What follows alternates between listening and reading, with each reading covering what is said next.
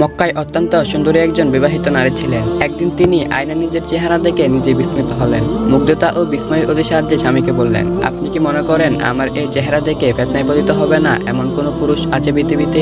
স্বামী বললেন, হ্যাঁ অবশ্যই আছে। কে তিনি? তিনি হলেন মক্কার কাজী উবাইদ ইবনে উমাইর। আমাকে অনুমতি দেন, আমি তাকে পরীক্ষা করে দেখব। আচ্ছা, অনুমতি দিলাম, কিন্তু আমি দৃঢ় বিশ্বাসী তুমি তাকে ফিতনায় ফেলতে পারবে না। স্বামীর অনুমতি পেয়ে সাজসজ্জা করলেন। মহিলা এমনিতেই ছিলেন মক্কা নগরীর প্রসিদ্ধ ও বিখ্যাত সুন্দরী রমণী। এর সঙ্গে সাজসজ্জার সৌন্দর্য যুক্ত হওয়ায় যেন মনে হলো যেন আকাশ থেকে পরি নেমে এসেছে ধরার বুকে। রূপের ঢালি নিয়ে ফেরেশতা তুল্য কাজী উবাইদ ইবনে উমাইর উদ্দেশ্যে রওনা হলেন। তিনি এখন মসজিদে হারামে ছিলেন। আমি একটা বিশেষ প্রয়োজন নিয়ে তার কাছে এসেছি বলে উল্লেখ করলাম এবং অনুরোধ করলাম তিনি যেন নিরিবিলিতে এসে আমার সেই প্রয়োজনটি পূরণ করে। আমার অনুরোধ রক্ষা করে কাজী উবাইদ রহমতুল্লাহ মসজিদুল হারামের এক কোণে নিরিবিলিতে এলেন। আমার আগমনের উদ্দেশ্যে বুঝতে পেরে তিনি বললেন, হে আল্লাহর বান্দী, তুমি মুখে নেকাব ফেলে দাও, পর্দা করো। আমি বললাম, আমি আপনার প্রতি আসক্ত হয়ে জৈবিক প্রয়োজন নিয়ে আপনার কাছে এসেছি। উবাইদ রহমতুল্লাহ বলেন, আমি তোমাকে কয়েকটি বিষয়ে জিজ্ঞাসা করব। যদি সত্য জবাব দিতে পারো তবে তোমার বিষয় নিয়ে ভাববো। আপনি জিজ্ঞেস করুন, আমি মিথ্যা বলবো না। তুমি বলো তো, যদি এই মুহূর্তে মালাকুল মউত তোমার রূহ কবজ করতে আসেন তখন কি তুমি চাইবে সেই সময় আমি তোমার এই প্রয়োজন পূরণ করি? না, আল্লাহর কসম, তুমি সত্যই বলেছো। আচ্ছা, ধরে নাও তোমাকে কবরে শয়ন করানো হয়েছে। মুনকার নাকির নামক দুই ফেরেশতা এসেছেন তোমাকে জিজ্ঞেস করার জন্য। এই উদ্দেশ্যে তারা তোমাকে তুলে বসিয়েছেন। তুমি কি চাইবে সেই সময় আমি তোমার এই প্রয়োজন পূর্ণ করি? না, আল্লাহর কসম, আমি তা চাইবো না। তুমি সত্যই বলেছো। আচ্ছা বলো তো, কিয়ামত দিবসে যার যার হাতে আমলনামা দেওয়া হয়ে গেছে কিন্তু এখনো তোমার হাতে আমলনামা আসেনি। তুমি চরম উদ্বিগ্ন অবস্থার মধ্যে সময় কাটাচ্ছ। এই সময় যদি আমি চাই তোমার এই প্রয়োজন পূর্ণ করি তবে তুমি কি তাতে ছাড়া দিবে? না, আল্লাহর কসম, আমি তা চাইবো না। তুমি সত্যই বলেছো। সেই সময় ভয় ও সংকোচে কেউ অন্য কিছুর দিকে মনোযোগ দেওয়ার ফুসরত করবে না। আচ্ছা ধরে নাও তোমার পুলসিরাত পাড়ি দেওয়ার পালা এলো। তুমি খুবই ভীত সন্ত্রস্ত অবস্থায় আছো। তুমি জানো না যে পুলসিরাত পার হয়ে যেতে পারবে নাকি পাড়ি দিতে গিয়ে জাহান্নামে পতিত হবে। সেই সময় যদি আমি তোমার সাথে মিলিত হতে চাই তবে তুমি কি আমার ডাকে সাড়া দিবে? না, আল্লাহর কসম, আমি তা চাইবো না। তুমি সত্যই বলেছো। সেই সময় প্রতিটি মানুষের অন্তর ভয়ে কম্পমান থাকবে, তার ভেতরটা শুকিয়ে যাবে, এমন টকবক করতে থাকা লেলিহীন আগুনের জাহান্নাম দেখে ইয়ানাফসি ইয়ানাফসি করতে থাকবে। আচ্ছা বলো তো, হাসরের মাঠ যার যার আমলের পাল্লায় নেক ও বদ আমল মাপা হচ্ছে। তোমার আমল মাপারও সময় ঘনিয়ে এসেছে। তুমি তোমার আমলের পাল্লা মাপার অপেক্ষা করছো। তুমি জানো না যে তোমার নেকের পাল্লা ভারী হবে না হালকা হবে। সেই সময় যদি আমি তোমাকে এই প্রয়োজন পূরণ করার কথা বলি তুমি কি তাতে ছাড়া দিবে? না, আল্লাহর কসম, আমি তা চাইবো না। তুমি সত্যই বলেছো। কেননা সেই সময় হবে জান্নাত জাহান্নামের চূড়ান্ত ফয়সালা। আল্লাহ তাআলা কোরআনে বলেছেন, আর যাদের নেক আমলের পাল্লা ভারী হবে সে লাভ করবে সুখময় জীবন, আর যে ব্যক্তির নেক আমলের পাল্লা হালকা হবে তার ঠিকানা হবে হাবিয়া। হাবিয়া কি জানো? তা অত্যন্ত উত্তপ্ত অগ্নি। আচ্ছা ধরে নাও তোমাকে তোমার জীবনের কৃতকর্মের হিসাব দেওয়ার জন্য মহান আল্লাহ তাআলার সামনে দাঁড় করিয়ে দেওয়া হয়েছে। তুমি মহান আল্লাহর সামনে দণ্ডায়মান। আল্লাহ ও তোমার মধ্যে কোনো ব্যবধান নেই। তুমি সৃষ্টিকর্তার সমীপে অবনত মস্তকে দাঁড়িয়ে জীবনের পায়ে পায়ে হিসাব দিচ্ছ। সেই সময় যদি আমি তোমার কাছে গিয়ে আজকের এই প্রয়োজন পূরণ করার কথা বলি তুমি কি তাতে সাড়া দিবে? না, আল্লাহর কসম, আমি তা চাইবো না। তুমি সত্যই বলেছো। কেন দয়াময় আল্লাহ তাআলার সামনে তার বান্দাগণ অত্যন্ত অনুগত, ভীত সন্ত্রস্ত থাকবে, যেন পানিতে বেচা একটা নিতর পাখি। সেই সময় কারো অন্যদিকে চোখ তুলে তাকানোরও হিম্মত হবে না। দয়াবান প্রভুর সামনে কেউ কথা বলার জন্য মুখ খোলারও সাহস পাবে না। হে আল্লাহর বান্দি, ওই সময় যেমন আল্লাহ তোমার ও আমার সামনে উপস্থিত থাকবেন তিনি এখনো আমারও তোমার সামনে উপস্থিত আছেন। সেই সময় তুমি যদি পাপ করতে অপছন্দ করো তবে আজ কেন পাপ করতে চাচ্ছ? আল্লাহকে ভয় করো। তিনি তোমার রূপ সৌন্দর্যের যে নিয়ামত দান করেছেন তার কদর করো। অপাত্রিতা ব্যবহার করো না। তোমার রূপ সৌন্দর্যকে কারো পরীক্ষার বস্তুতে পরিণত করো না। উবাইদ ইবনে উমাইর রহমতুল্লাহ আলাইহির কথাগুলো এই সুন্দরী নারীর অন্তরে চিন্তা ও ক্ষুধাভীতির ঝড় তুলল। তিনি অত্যন্ত অনুশোচনা নিয়ে ঘরে ফিরে এলেন। স্বামী তাকে এ ব্যাপারে জিজ্ঞাসা করলে তিনি বলেন, তুমিও ভুলের মধ্যে আছো, আমিও ভুলের মধ্যে আছি। এরপর মহিলা ইবাদত বন্দেগী, নামাজ, রোজা, হজ ও বাইতুল্লাহ জিয়ারতে নিজেকে সার্বক্ষণিক নিয়োজিত রাখলেন। তার জীবন এভাবে পরিবর্তিত হয়ে গেছিল যে স্বামী মাঝে মধ্যে আফসোস করে বলতেন, উবাইদ ইবনে উমাইর আমার স্ত্রীকে বিগড়ে দিল। সে প্রতি রাতে আমার নিকট নববধূ সাজে উপস্থিত হতো, কিন্তু আজ সে উবাইদের কথায় পৃথিবীর সবচেয়ে বড় দুনিয়া বিমুখ। ধন দৌলত, সংসার, এমনকি স্বামী বিমুখও হয়ে পড়েছে সে। প্রশ্ন জাগে, কে আল্লাহর বেশি প্রিয়, ফেরেশতাগণ নাকি কাজী উবাইদ? নাকি কাজী উবাইদের কথায় দুনিয়া ভুলে যাওয়া, পরকালের চিন্তায় নিমগ্ন হওয়া সে অপূর্ব ও অনিন্দ সুন্দরী নারীটি? হয়তো সবাই সমান। মিশরের এক কলেজের এক যুবকের ঘটনা। গভীর রাতে তিনি এক যুবকের কক্ষে করাঘাত করলেন।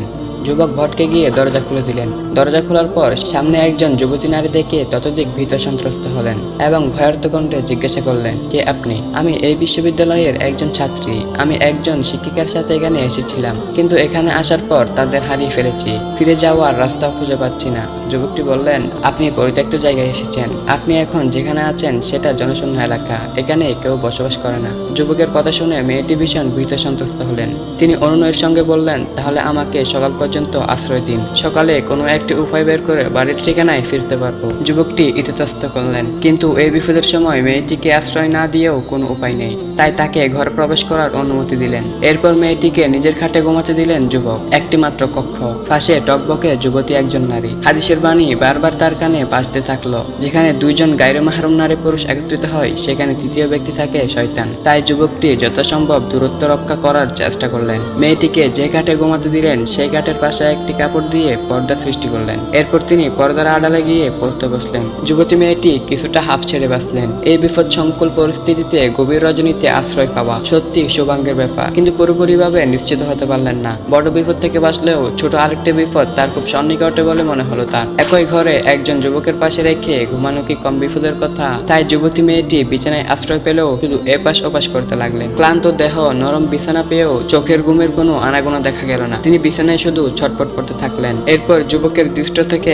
আড়াল করতে সারা শরীর কাপড়ের মধ্যে আবৃত করে নিলেন। শুধু চোখ দুটো খোলা রাখলেন সজাগ ও সতর্ক থাকার জন্য। দুই চোখকে পাখির চোখে পরিণত করলেন। যুবকের গতিবিধি গভীরভাবে পর্যবেক্ষণ করতে থাকলেন। এদিকে যুবকটি কক্ষের আরেক কোনায় গিয়ে কিতাব নিয়ে পড়তে বসলেন। তার চোখে ঘুম নেই, কি এক অস্থিরতা ভাব তার মাঝে বিরাজ করছে। মেয়েটি লক্ষ্য করলেন যুবকটি পড়তে পড়তে হঠাৎ কিতাব বন্ধ করলেন এবং তার সামনে প্রজ্বলিত মোমবাতিটির দিকে তাকিয়ে রইলেন। এরপর তিনি হঠাৎ ডান হাতের বৃদ্ধাঙ্গুল আগুনের উপর চেপে ধরলেন। প্রায় 5 মিনিট এভাবে ধরে রাখলেন। এতে তার ওই আঙ্গুলটাই পুড়ে গেল।